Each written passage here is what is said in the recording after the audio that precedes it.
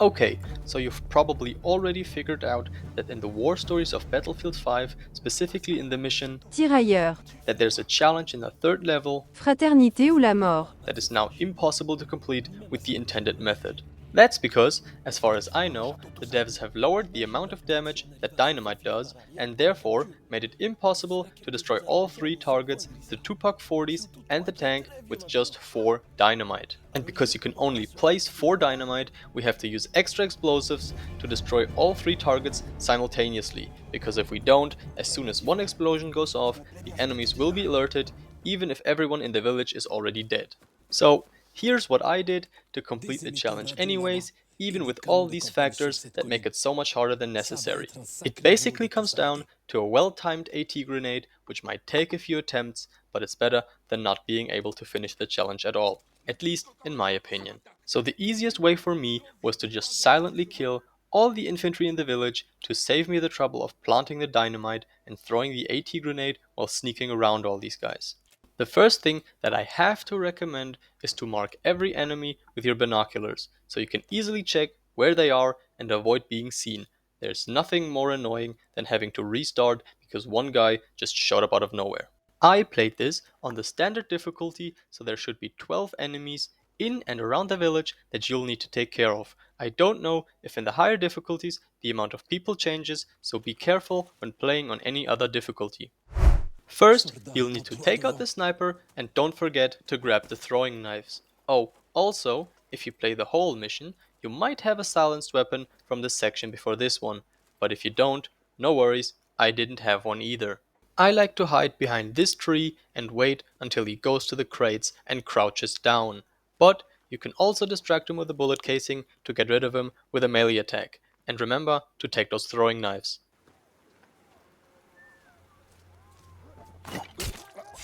After he's taken care of, we go somewhere where we can see behind this building to mark the last few soldiers. Sometimes you have to wait for the guy that's working on the truck, but right here I didn't have to. Now we go back down the hill and behind this wall to lure this guy out so we can easily and quietly turn his wife into a widow with a well placed knife to the back. Just try to pick your knives back up so you'll always have enough. Next, we take out the guard at this outhouse looking thing near the entrance. I don't know if you have to kill this guy, but I do it just in case. Okay, so now we go back to the house, throw a bullet case next to the door and head straight into the attic. Wait for the first guy and just throw a knife down. Also, you can pick up the dynamite now or just collect it when everyone is dead. The other 4 enemies that we are going to retire against their will can also be lured into this house by throwing a bullet case somewhere around where I threw it. And now we are just going to repeat that process until we have killed all 5 people that are around this house.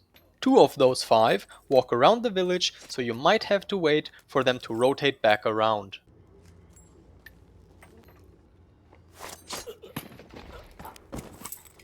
When that's done, we are going back around the house to the guy at the truck, and again, you can take the dynamite now or when you've cleared the village. That's up to you guys.